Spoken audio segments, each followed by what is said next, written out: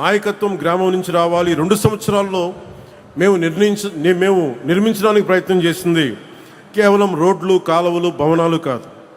Trust, social trust, institutional trust. ఎందుకంటే ఒక వ్యవస్థ బలహీనపడినప్పుడు మొదట కోల్పోయేది డబ్బు కాదు, నమ్మకం. వ్యవస్థ చేయకపోతే, వ్యవస్థ కనుక న్యాయం చేయకపోతే కులమే ముందుకు వస్తుంది.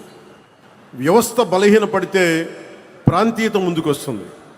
వ్యవస్థపై విశ్వాసం తగ్గితే సమాజం చాలా చిన్న చిన్న గుంపులుగా విడిపోతుంది. తెలుగు రాష్ట్రాలు మరింత బలపడాలి అంటే ఒక రాష్ట్రం కులాల పరిమితుల్ని దాటాలి, మరొక రాష్ట్రం ప్రాంతీయత పరిమితుల్ని దాటాలి. మనందరం కలిసి భారతీయత వైపు అడుగులు వేయాలి.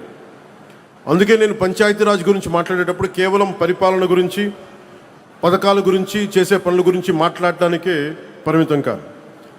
నేను ప్రజాస్వామ్యం గురించి మాట్లాడతాను, రాజ్యాంగం గురించి మాట్లాడతాను, సోషల్ కొహెషన్, సామాజిక సమతుల్యత గురించి మాట్లాడతాను, జాతీయ సమైక్యత గురించి మాట్లాడతాను, భారతీయత గురించి మాట్లాడతాను, సామాజిక పరస్పర విశ్వాసం గురించి మాట్లాడతాను.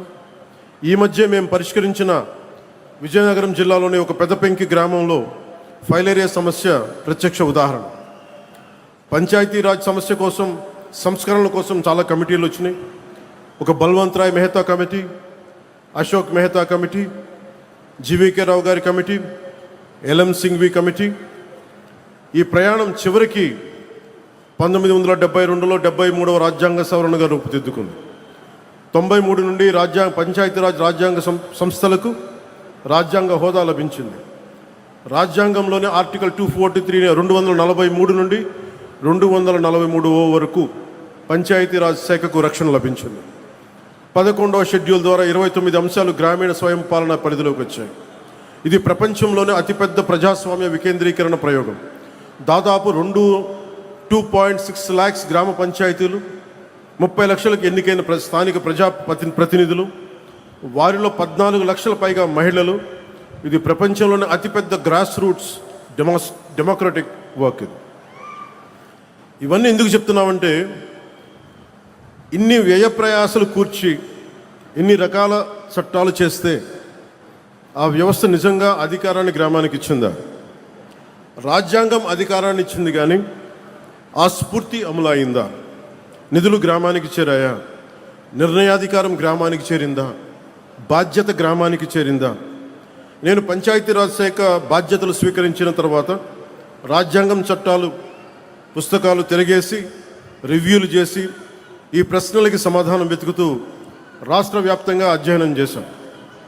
నాకు ఎదురైన మొదటి సమాధానం, సార్ బ్లీచింగ్ పౌడర్ కొనడానికి కూడా డబ్బులు లేవు, సార్ జెండా పండుగ చేయడానికి కూడా డబ్బులు లేవు. వీటితో మనం వారసత్వంగా పొందిన పరిస్థితి ఏంటంటే, గ్రామ పంచాయతీలకు రావాల్సిన కేంద్ర నిధులు నిలిచిపోయాయి.